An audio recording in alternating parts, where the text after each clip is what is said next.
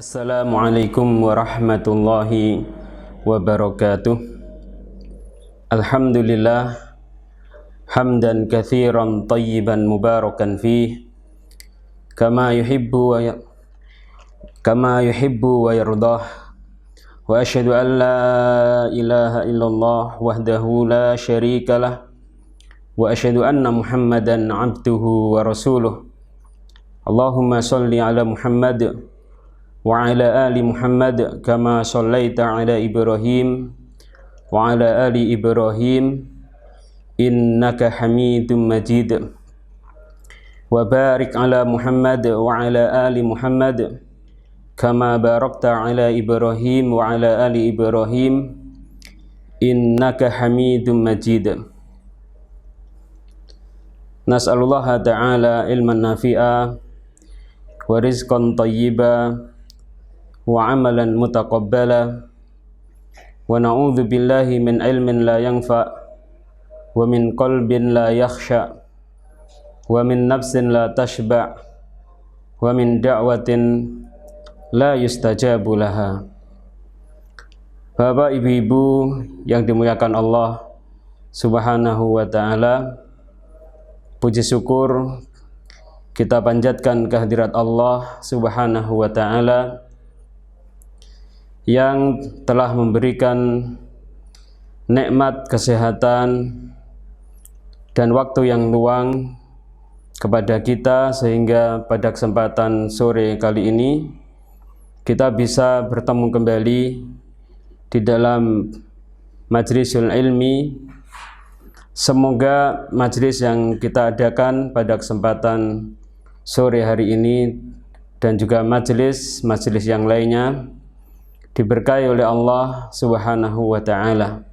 Salawat dan salam semoga senantiasa terhaturkan kepada junjungan kita, suri tauladan kita, Nabiullah dan Rasulnya Muhammad sallallahu alaihi wa ala alihi wasallam, dan juga keluarganya, anak turunnya, sahabat-sahabatnya, dan pengikutnya dalam kebaikan hingga di akhir zaman.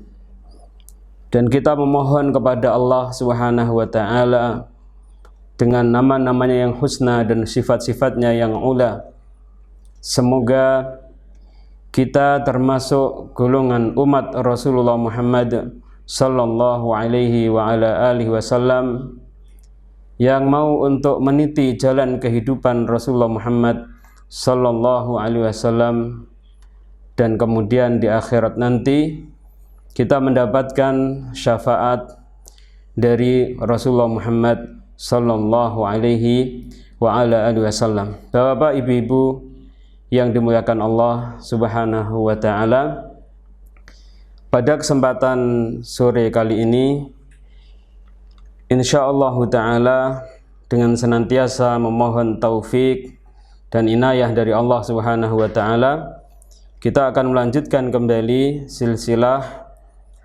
pelajaran kita, yaitu silsilah pengobatan nabawiyah. Untuk silsilah yang pertama, kita mempelajari hal yang berkaitan dengan ar-ruqyah an-nafi'ah lil amradhi syai'ah, ruqyah yang bermanfaat bagi penyakit-penyakit yang menyebar luas di masyarakat. Pada pertemuan yang lalu kita telah mempelajari perkataan yang dibawakan oleh pengarang kitab ar-ruqyah an-nafi'ah lil amradhi syai'ah, yaitu likulli da'in dawaun. Setiap penyakit pasti ada obatnya. Dan telah kita pahami bersama maksud dari ucapan pengarang kitab ar-ruqyah an-nafi'ah lil amradhi syai'ah pada pertemuan yang lalu. Selanjutnya pada kesempatan sore hari ini kita pelajari apa yang dituliskan oleh beliau rahimahullah ta'ala, pengarang kitab ar-ruqyah An-Nafi'ah lil Amrad Syai'ah pada halaman yang ke-9. Berkata rahimahullahu ta'ala, al-man'u minat tadawi bil muharramat. Dilarang berobat dengan menggunakan obat-obat yang haram. Rawal Bukhari an Ibni Mas'udin radhiyallahu ta'ala anhu. Al-Imam Bukhari telah meriwayatkan dengan sanadnya dari sahabat yang mulia Abdullah bin Mas'ud radhiyallahu ta'ala anhu. Innallaha lam yaj'al shifa'akum fi ma hurrima alaikum. Sesungguhnya Allah tidaklah menjadikan obat kalian di dalam sesuatu yang diharamkan atas kalian. Wa fis sunani, dan di dalam kitab-kitab sunan, an Abi Hurairah radhiyallahu ta'ala anhu, dari sahabat yang mulia Abu Hurairah radhiyallahu ta'ala anhu, qala, beliau mengatakan, naha Rasulullah sallallahu alaihi wasallam anid dawa'il khabith. Rasulullah SAW telah melarang dari menggunakan obat yang khabith, ini obat yang haram.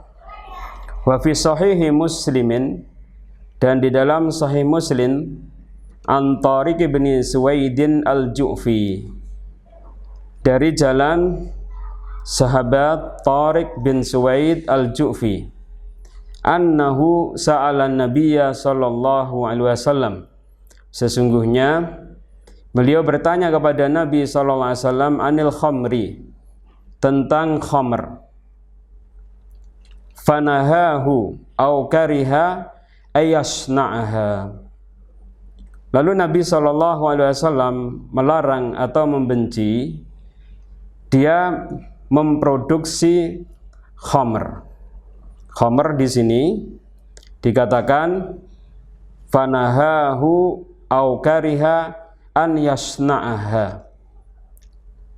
Kata ganti yang kembali kepada khamr di sini digunakan ha.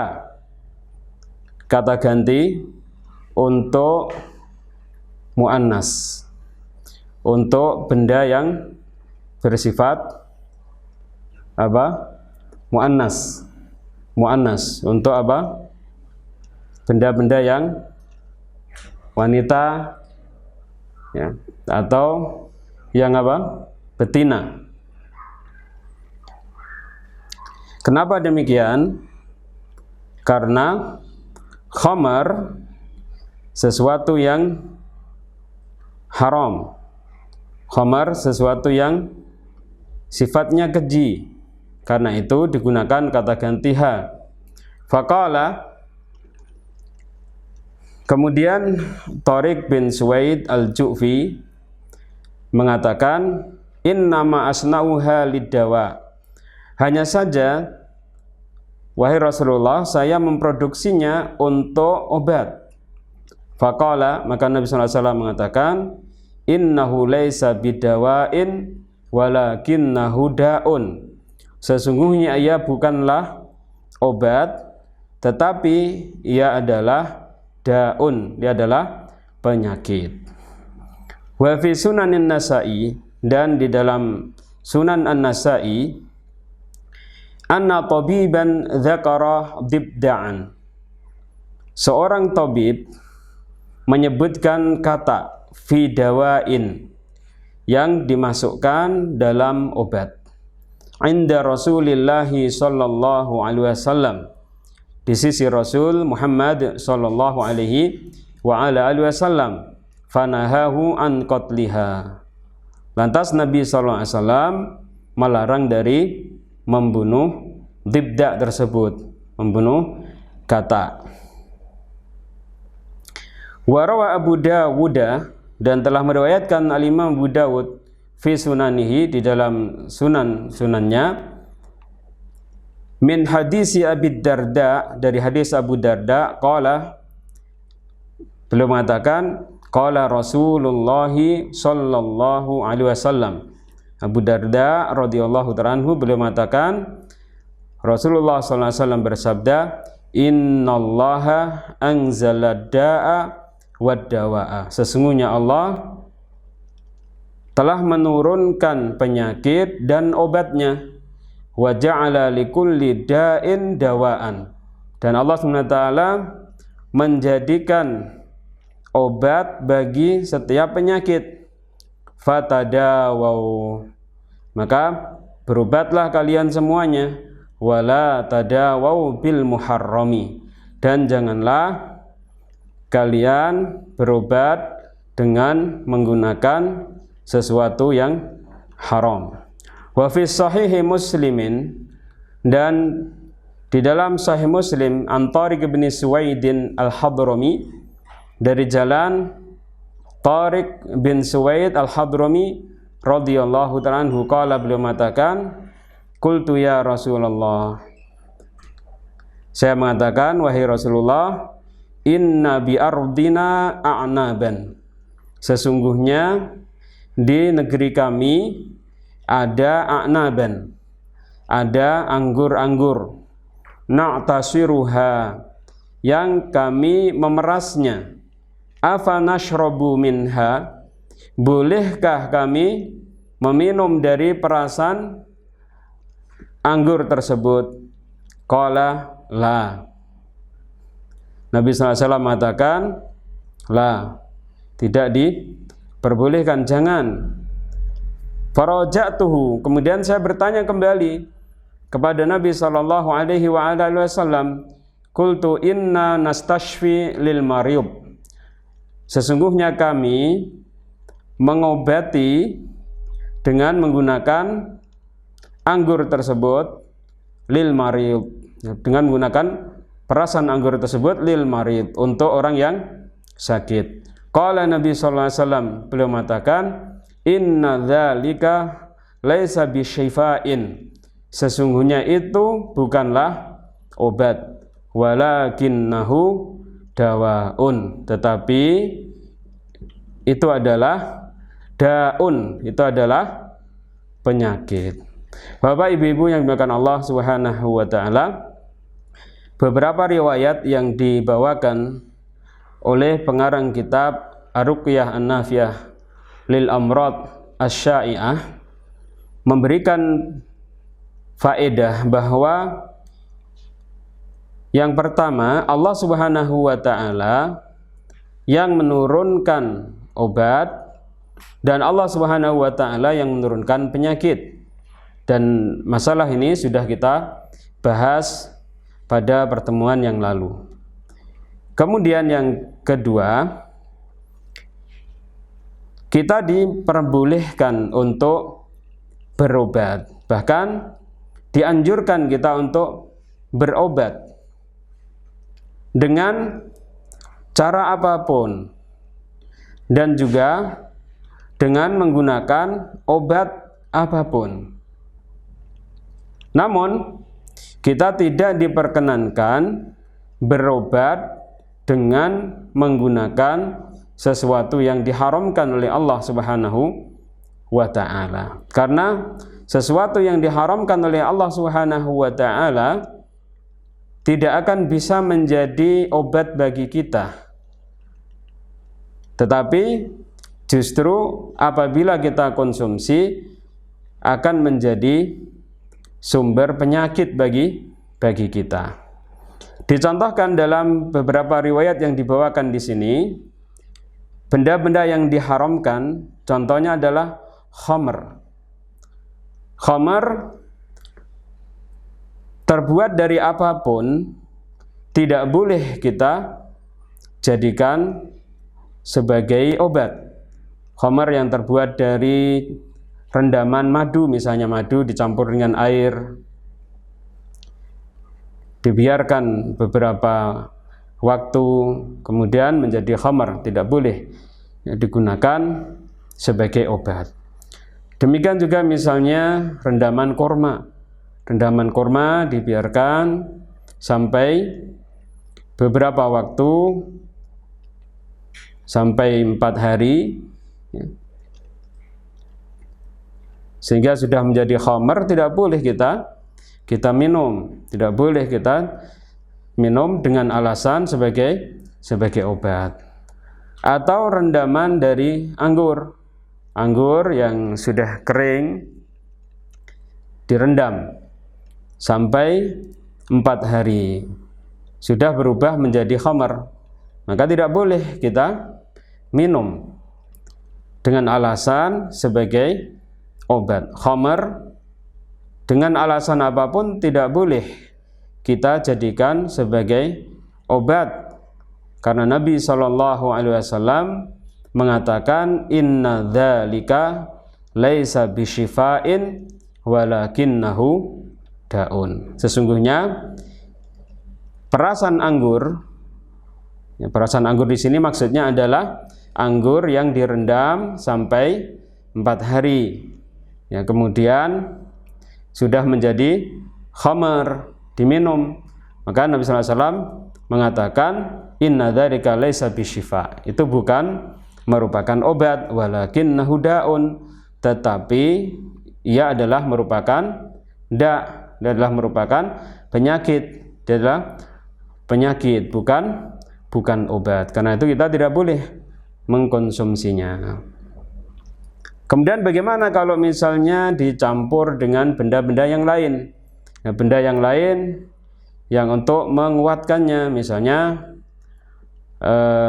khamar, tua, ini ditambahi dengan benda berupa misalnya anak kijang, misalnya dicencem, direndam. Nah, apakah boleh? Tidak boleh, tidak boleh.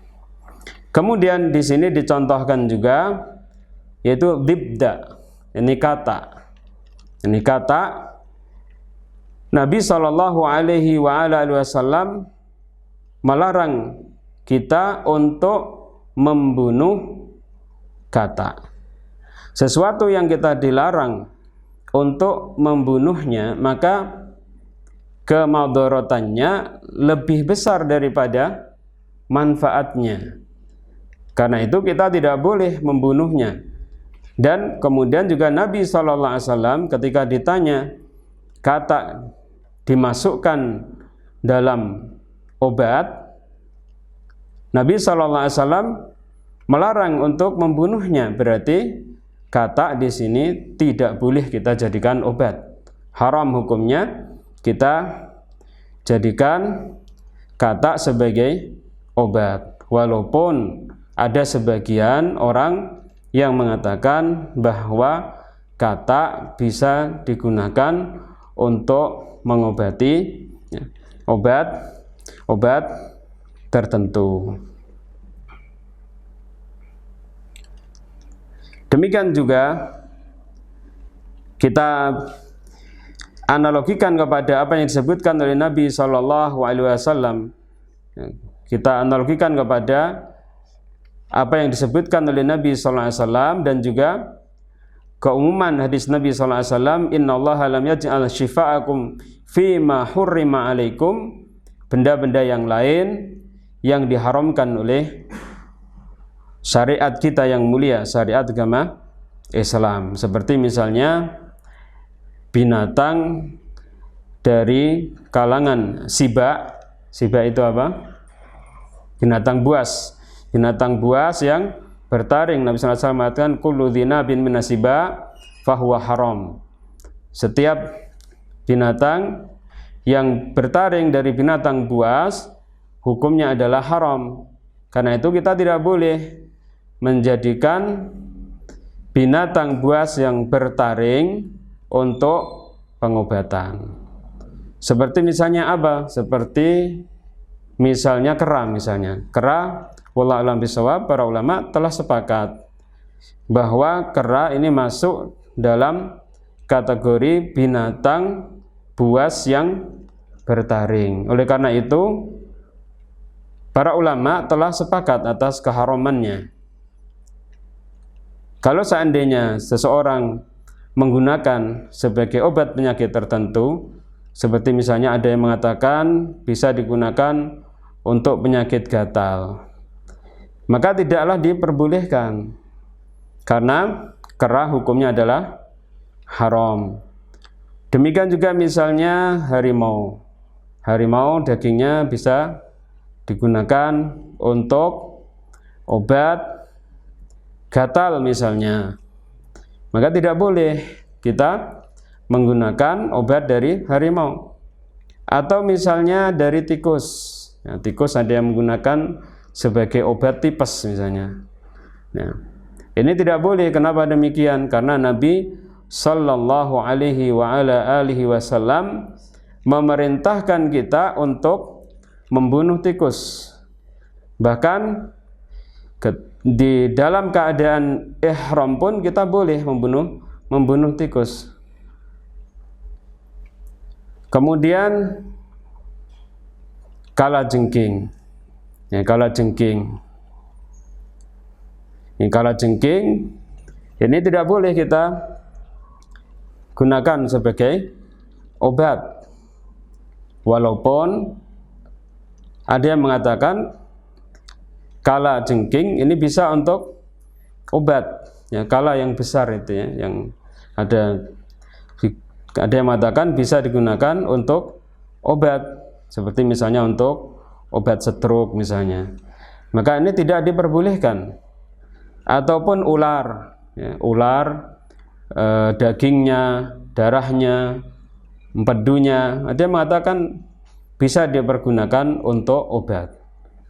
Namun kita tidak boleh menggunakan ular untuk obat, dan seluruh bagiannya, dagingnya, darahnya, kemudian juga empedunya, ini tidak diperbolehkan.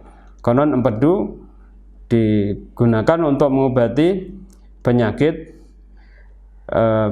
yang berupa TBC yang kronis misalnya, dan lain-lainnya, ya. Kemudian juga berobat dengan menggunakan afanallahu wa iyyakum, akramanallahu wa iyyakum, menggunakan kencing. Ya, berobat dengan menggunakan kencing. Beberapa tahun yang lalu saya membeli sebuah buku pengobatan dengan menggunakan air seni. Dan untuk referensi, karena hanya sekedar suka untuk membaca. Ini apa isinya? Dikatakan untuk banyak penyakit, untuk mengobati banyak penyakit. Namun tidak boleh, karena seni ini hukumnya adalah najis dan haram. Seni hukumnya adalah najis dan haram. Bahkan dalam mazhab Syafi'iyah, semua kotoran binatang, baik yang binatang tersebut boleh kita makan dagingnya ketika masih hidup, atau yang haram hukumnya kotorannya adalah najis, seninya najis, kotorannya juga najis dalam mazhab Syafi'iyah. Kemudian juga misalnya menurut kebanyakan ulama, misalnya seperti buaya, walaupun sebagian ulama ada yang menghalalkannya, terjadi silang pendapat dari kalangan ahlul ilmi. Namun selagi kita bisa menghindari, maka sebaiknya kita menghindari. Karena kebanyakan ahlul ilmi mengatakan buaya itu hukumnya adalah haram. Dan lain-lainnya dari binatang-binatang ataupun segala sesuatu yang diharamkan dalam syariat agama kita yang mulia, agama Islam. Allah Subhanahu wa taala tidak menjadikan obat pada sesuatu yang diharamkan. Kemudian pengarang mengatakan, fal mu'alajatu bil muharramati qabihatun aqlan wa syar'an. berobat dengan menggunakan benda-benda yang haram jelek secara akal dan jelek secara syar'i. Ya, secara akal benda-benda yang diharamkan oleh Allah Subhanahu wa taala dan Rasul Muhammad sallallahu alaihi wasallam adalah jelek. Kebanyakannya adalah sesuatu yang kotor, sesuatu yang menjijikkan. Dan secara syar'i jelek. Oleh karena itu, kita hendaknya tunduk kepada syariat kita sebagai seorang muslim.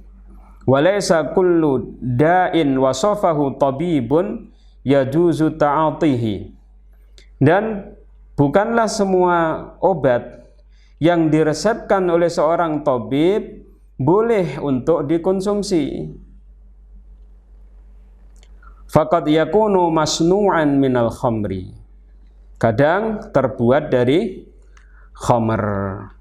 Ya, bukan semua yang diresepkan oleh tabib lantas kemudian kita konsumsi, tetapi harus kita perhatikan tentang kehalalannya dan juga kethayyibannya. Halal, bagus, maka boleh kita konsumsi. Jika memang thayyib tapi tidak halal, maka tidak boleh kita konsumsi, seperti sesuatu yang terbikin dari khamar atau yang diharamkan oleh Allah dan Rasul Muhammad sallallahu alaihi wa ala alihi wasallam.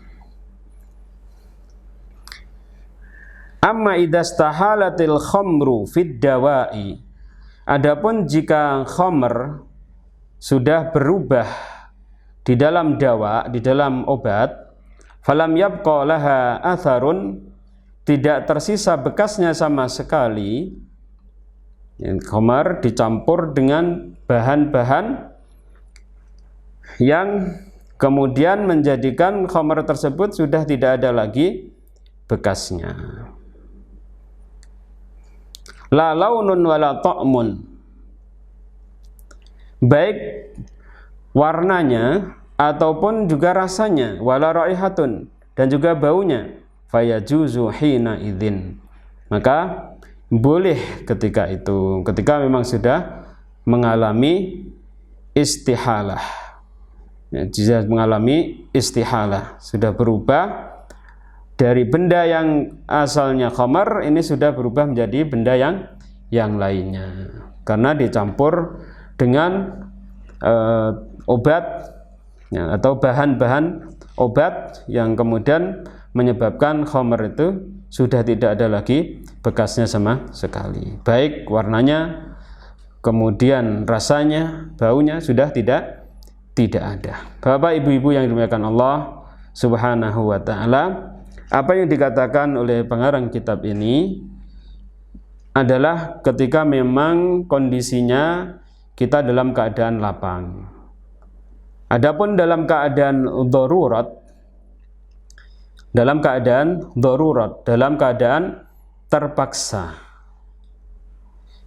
dan tidak ada lagi obat yang lain yang bisa kita pergunakan untuk mengobati penyakit yang kita derita, maka kita diperbolehkan berobat dengan menggunakan sesuatu yang haram.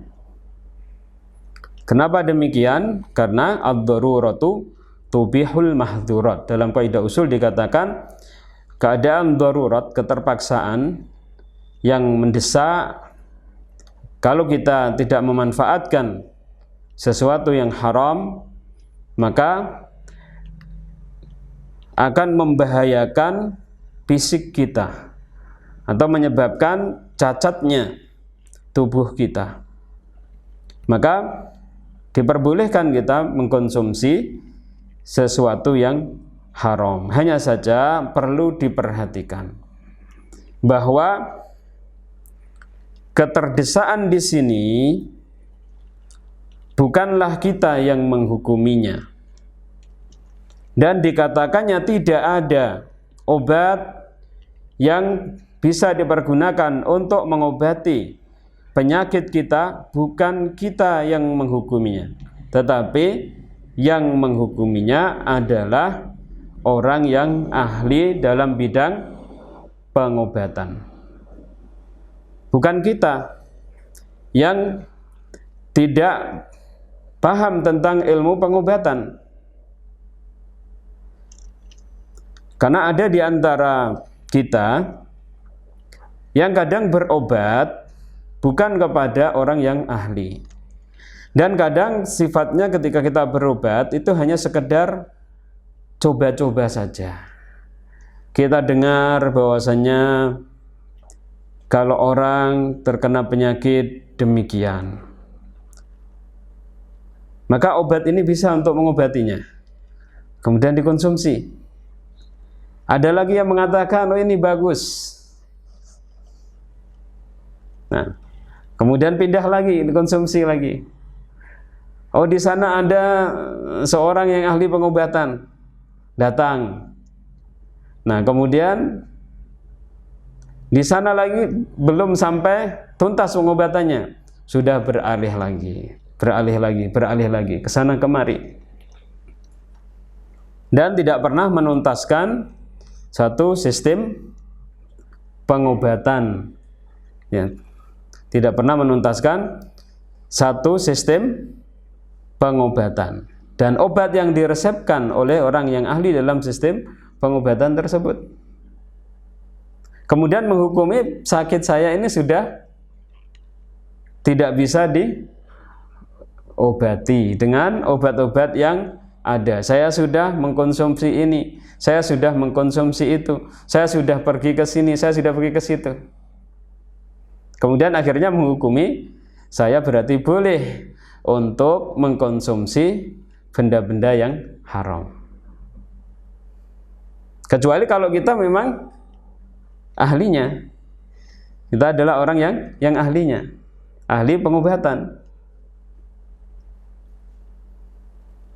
Jadi intinya fas'alu ahla dzikri in kuntum la ta'lamun. Bertanyalah kepada orang yang ahli.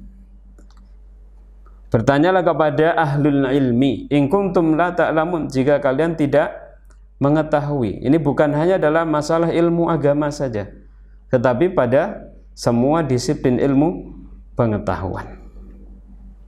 Kalau kaitannya dengan obat, penyakit, dan kemudian pengobatan, tanyakan kepada dokter, tanyakan kepada ahli terapi.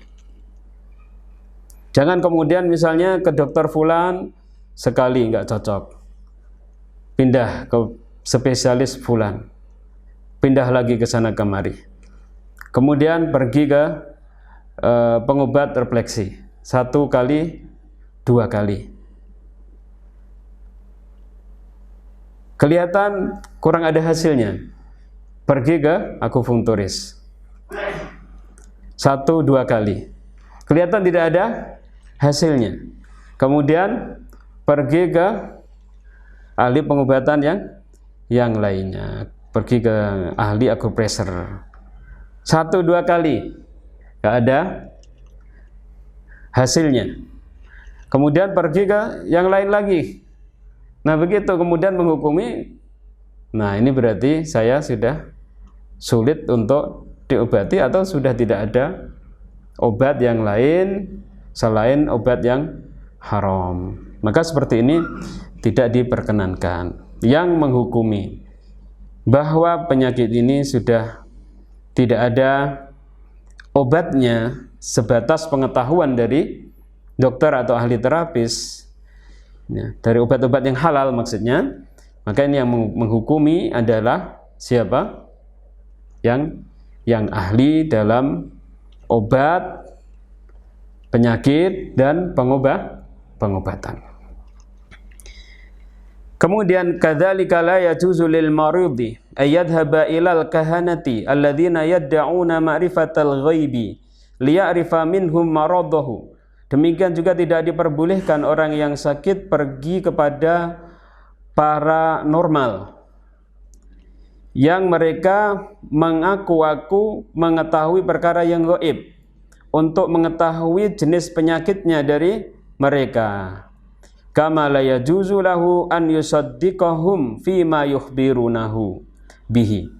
Sebagaimana tidak diperkenankan membenarkan mereka dalam hal-hal yang mereka mengabarkannya. Fa innahum yatakallamuna rajman bil ghaibi. Karena mereka berbicara menerka-nerka perkara yang gaib. Ya, mereka berbicara bukan berdasarkan disiplin ilmu pengobatan yang memang dikenal di dalam dunia pengobatan. Tetapi mereka berbicara rajman bil ghaibi, berbicara karena menerka-nerka sesuatu yang gaib, sesuatu yang tidak bisa kita indera. Aw yastahdhirunal jinna liyasta'inu bihim ala ma yuridun. Atau mereka menghadirkan jin untuk meminta pertolongan atas apa yang mereka kehendaki. Wa haula'i hukmuhumul kufru wad dhalal. Hukum mereka adalah kekufuran dan kesesatan. Idza idda'u ilmal ghaibi, apabila mereka mengaku-aku mengetahui ilmu gaib. Ilmu gaib di sini maksudnya adalah ilmu gaib yang mutlak. Karena ilmu gaib itu ada dua macam, ilmu gaib yang nisbi dan ilmu gaib yang mutlak. Ilmu gaib yang nisbi, ilmu gaib yang sebagian orang tidak bisa mengetahuinya, sebagian yang lain bisa mengetahuinya.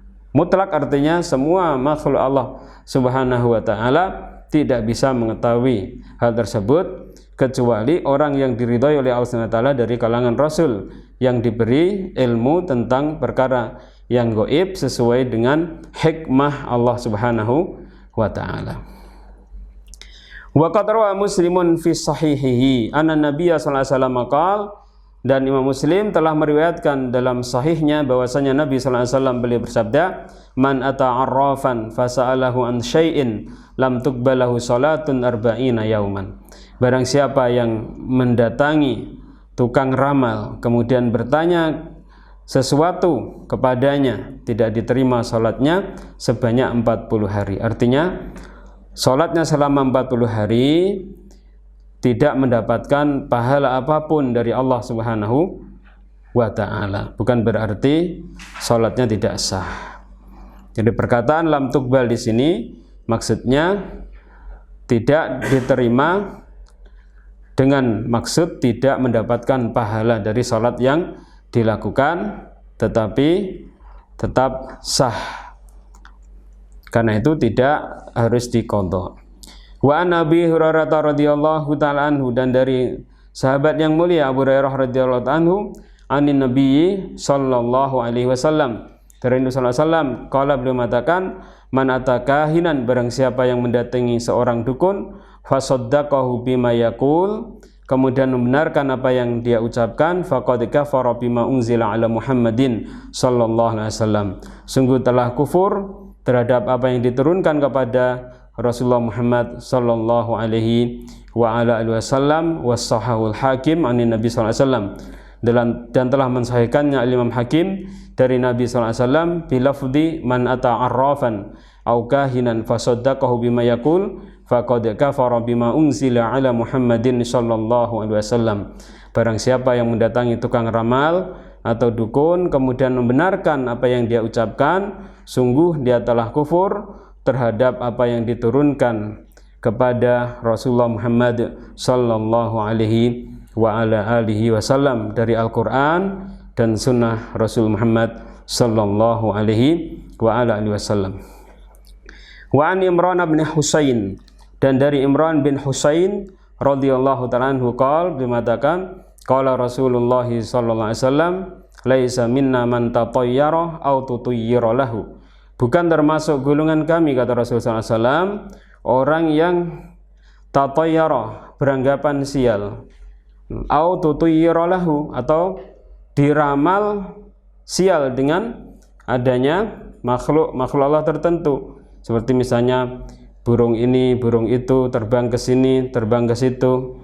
Nah, kemudian dikatakan, oh kalau ada burung ini berarti kamu nggak boleh pergi. Kalau misalnya nanti akan buka toko, ada orang yang buta lewat di depanmu, maka tidak perlu dibuka tokonya misalnya. Nah, kenapa?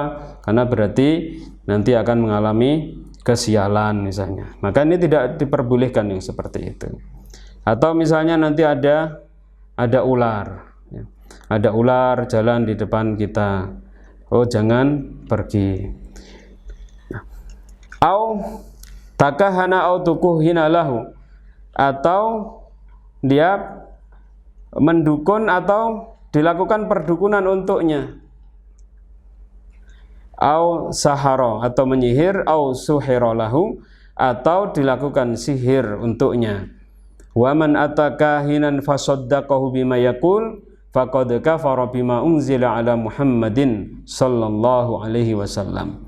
Barang siapa yang mendatangi dukun kemudian membenarkan dengan apa yang dia ucapkan, sungguh telah kufur terhadap apa yang diturunkan kepada Rasulullah Muhammad sallallahu alaihi wa ala alihi wasallam. Wa yahrumu dzabhu lil jinni wa munadatul ghaibi, dan diharamkan menyembelih untuk jin, ya. Takarrub kepada jin tertentu. Orang sakit, sulit untuk disembuhkan penyakitnya, kemudian dia bertakarrub kepada jin dengan menyembelih binatang tertentu supaya jin tersebut bisa memberikan manfaat, memberikan madarat, ya, kepadanya, memberikan manfaat, ya, memberikan manfaat, disembuhkan penyakitnya, memberikan madarat kalau ada orang yang jahil kepadanya, nakal kepadanya, agar dibalas oleh jin tersebut, misalnya seperti itu, maka tidak diperbolehkan. Wa munadatul ghaib, dan memanggil orang yang gaib, wahai fulan, ya, wahai Sutonoyo, ya, saya butuh bantuanmu. Wa ta'alluqul qalbi bil jinni fi jalbi naf'i wa daf'i dhar, dan bergantungnya hati terhadap jin dalam rangka untuk mendapatkan manfaat dan dalam menolak kemadharatan. Hatta law syufiyal maridu, hingga kalau disembuhkan orang yang sakit bisa babi dzalika, dengan sebab hal itu, fa innal ghayata la tubarrirul wasilata, maka sesungguhnya tujuan tidak menghalalkan sarananya, tidak menghalalkan sarananya. Sarana bisa berfungsi seperti ghayah, seperti tujuan. Kalau sarana tersebut hukumnya adalah mubah. Jika sarana hukumnya haram, maka tidak bisa kemudian kita hukumi sebagai ghayahnya, sebagaimana ghayahnya, sebagaimana tujuannya. Walam yaj'alillahu shifa'al ummati fi ma hurrima 'alaiha, dan tidaklah Allah Subhanahu wa taala menjadikan obat bagi umatnya, ya, Rasul Muhammad sallallahu alaihi wasallam, fi ma hurrima 'alaihi, di dalam apa yang Allah Subhanahu wa taala haramkan. Bapak Ibu yang dimuliakan Allah Subhanahu wa taala, kesimpulannya bahwa kita hendaknya meyakini bahwa semua penyakit pasti ada obatnya. Kemudian Allah Subhanahu wa taala yang menurunkan penyakit dan juga menurunkan obatnya. Dan kita diperintahkan oleh Allah dan Rasul Muhammad SAW untuk berobat. Namun kita tidak boleh berobat dengan menggunakan sesuatu yang haram. Bapak Ibu yang dimuliakan Allah Subhanahu wa taala, demikian yang bisa kita pelajari pada kesempatan sore kali ini. Insyaallah pada pertemuan yang akan datang kita akan pelajari bersama bab yang selanjutnya yaitu Al-Qur'anu Shifa'un lil amradil udwiyati wan nafsiyati. Al-Qur'an obat penyakit udwiyah, ya penyakit anggota badan dan penyakit jiwa. Al-Qur'an adalah merupakan obat dari penyakit jasmani dan juga penyakit rohani. Di dalam kitab ini terdapat pembahasan-pembahasan yang sangat menarik sekali dalam bidang pengobatan yang mungkin belum pernah kita ketahui dari kitab-kitab yang lainnya, atau sudah kita ketahui tetapi mungkin secara global. Nah, kita akan pelajari secara detail insyaallah taala hal-hal yang berkaitan dengan ruqyah an-nafi'ah lil amrad syai'ah, atau yang dikenal di negeri kita dengan ruqyah asy-syar'iyyah, yang alhamdulillah banyak sekali kaum muslimin yang sudah menekuni ruqyah syar'iyyah ini. Selanjutnya Bapak Ibu yang dimuliakan Allah Subhanahu wa taala, barangkali ada beberapa pertanyaan, silahkan untuk diajukan pada kami kaitannya dengan masalah-masalah yang sudah kita pelajari.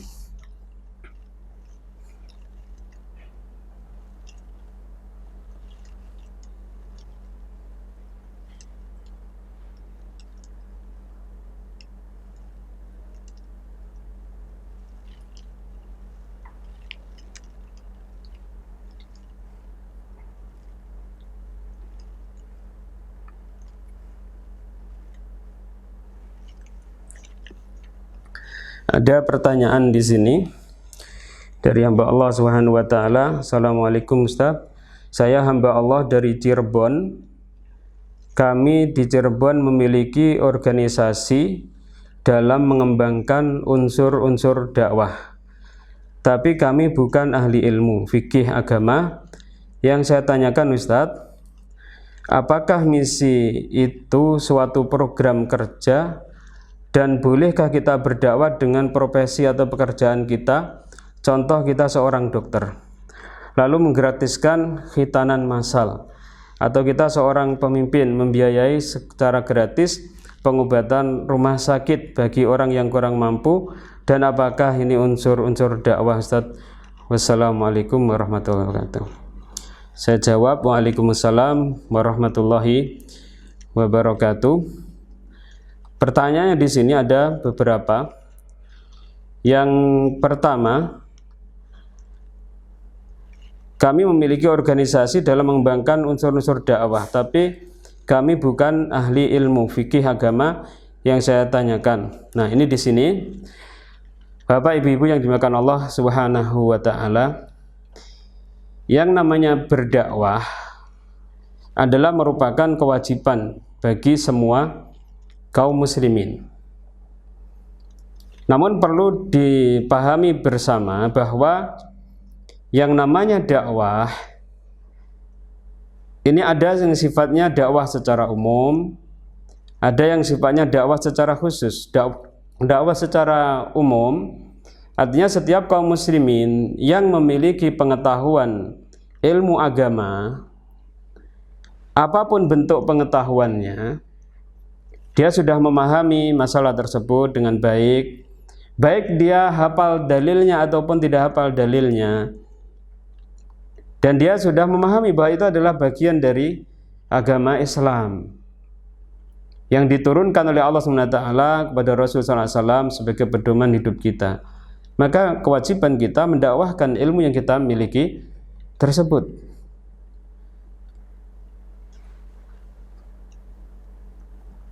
Karena memang itulah tugas dan kewajiban kaum muslimin.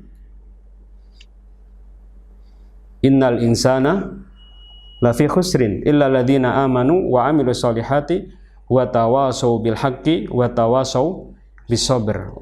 Untuk kita bisa terentaskan dari kerugian adalah apabila diantaranya kita melakukan tawashaw bil haqq wa tawashaw bis sabr. Kemudian juga Nabi SAW mengatakan balighu anni walau ayah, sampaikan sesuatu yang berasal dari saya walaupun satu ayat. Ini dakwah secara umum. Tugas dan kewajiban kaum muslimin. Kita mengerti bahwa membantu sesama kaum muslimin yang membutuhkan ini dianjurkan dalam syariat kita. Kemudian kita menganjurkan pada orang lain yang memiliki kelonggaran rezeki untuk membantu dan seterusnya. Maka ini sesuatu yang baik, bahkan sesuatu yang merupakan kewajiban bagi kita. Kemudian dakwah secara khusus, artinya memang dakwah yang membutuhkan kepada ilmu, yang dikatakan oleh para ulama, ud'u ila sabili rabbika bil hikmah, serulah ke jalan Tuhanmu bil hikmati, dengan hikmah, wal mau'izatil hasanah wajadilhum billati hiya ahsan, dengan hikmah dan mau'izah dan nasihat yang baik, dan berjidal dan membantah dengan yang lebih baik. Bil hikmah di sini sebagian ahli ilmi, atau tepatnya di antara makna hikmah adalah bil ilmi. Yang namanya ilmu adalah ilmu yang akan kita dakwahkan. Kita ingin mendakwahkan tentang ilmu fikih, maka kita harus paham ilmu fikih itu sendiri secara detail. Kita ingin mendakwahkan tentang ilmu akidah, maka kita harus paham ilmu akidah itu. Kemudian bukan hanya itu saja, kita harus paham tentang keadaan dari orang yang kita dakwahi. Kemudian kita harus paham metode yang selayaknya kita pergunakan untuk mendakwahi audiens yang kita hadapi. Ini 3 ilmu yang harus kita miliki. Maka ini dakwah secara khusus, membutuhkan ilmu yang khusus, sehingga tidaklah boleh kemudian yang mengampunya adalah semua orang, tetapi yang mengampu adalah orang-orang yang memiliki kapasitas ilmu yang memadai dalam bidangnya. Adapun kemudian yang kedua di sini adalah program kerja, seperti seorang yang berprofesi sebagai dokter menggratiskan. Maka ini sesuatu yang baik, dan ini juga merupakan dakwah bil hal. Dakwah bil hal. Dakwah bil hal yang seperti ini kadang adalah lisanul hal ablagu min lisanil maqal. Dakwah dengan menggunakan hal, dengan menggunakan perbuatan yang dipraktekkan secara langsung di tengah masyarakat, itu lebih sampai kepada hati orang yang kita dakwai dibandingkan hanya sekedar ucapan saja. Maka ini adalah perbuatan yang sangat bagus. Karena itu, barakallahu fikum, dulu senantiasa kami sampaikan kepada teman-teman yang di Fakultas Kedokteran, ya, ketika kita masih sering berinteraksi dengan mereka dulu, ya, sebelum tahun 2000-an, ya, sebelum tahun 2000-an, nah, kita sering berinteraksi dengan mereka. Maka kita katakan, Anda semuanya dokter-dokter muslim punya kewajiban.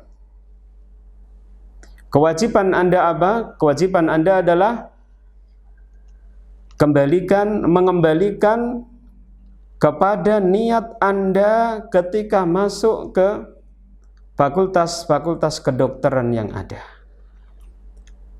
yaitu niat Anda bukan hanya mencari unsur-unsur duniawi saja, tetapi ingin mencari unsur ukhrawi. Maka mari bergandeng tangan untuk mendakwahkan Islam yang rahmatan lil alamin.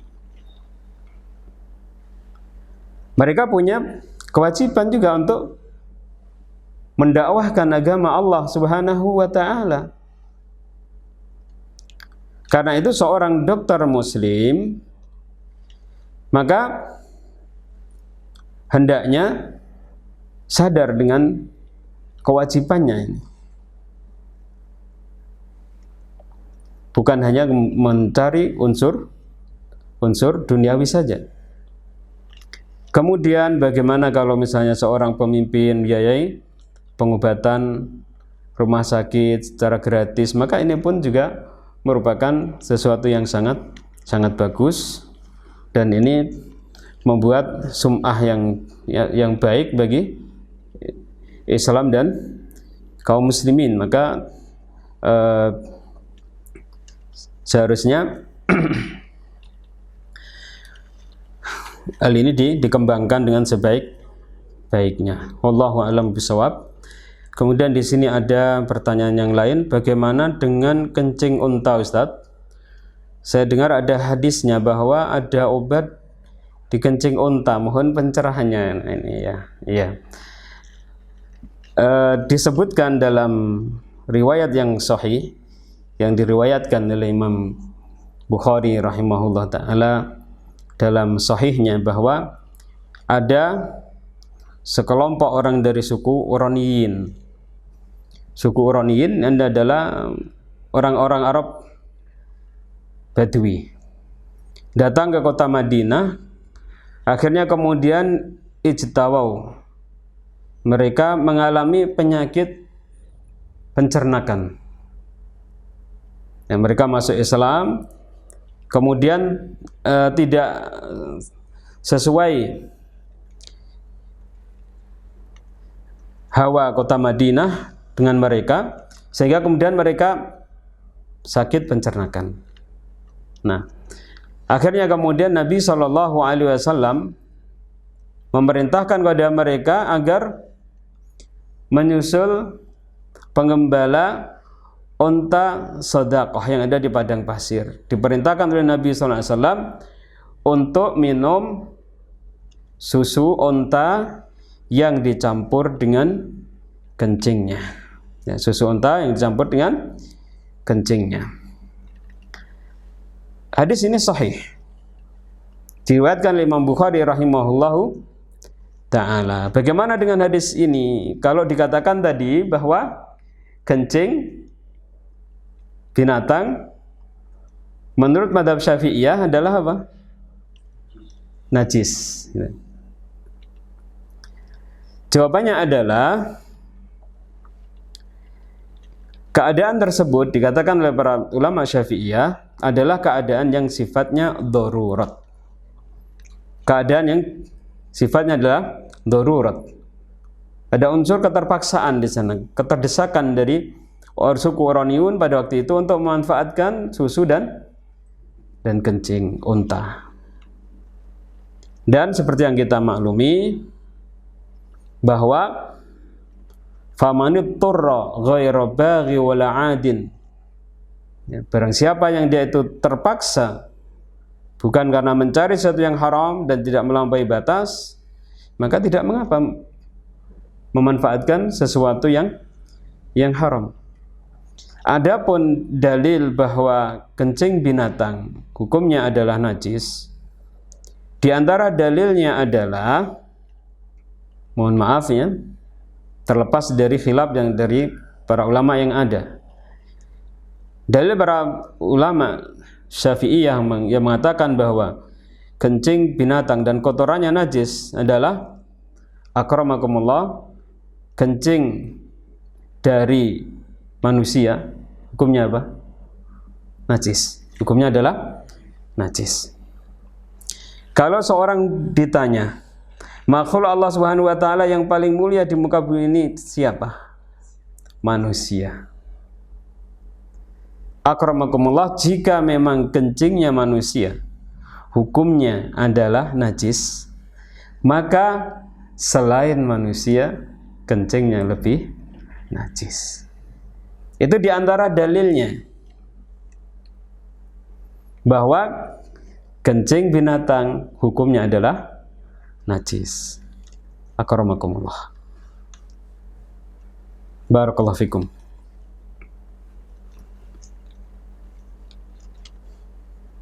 Ya, dua pertanyaan ini dan sudah jam 5. Masih ada pertanyaan yang lain? Ini masih ya, mungkin kalau ada pertanyaan yang lain kita tunda untuk pertemuan yang akan datang karena waktunya sudah jam 5. Mudah-mudahan apa yang kita pelajari bersama bermanfaat bagi kita semuanya, dan semoga Allah Subhanahu wa taala mengampuni kekhilafan dan kesalahan yang ada di dalamnya. Barakallahu fikum wa sallallahu wasallam ala sayyidina wa habibina wa imamina wa syafi'ina Muhammadin wa ala alihi wa sahbihi ajma'in wa akhiru da'wana anil hamdulillahi rabbil alamin. Assalamualaikum warahmatullahi wabarakatuh.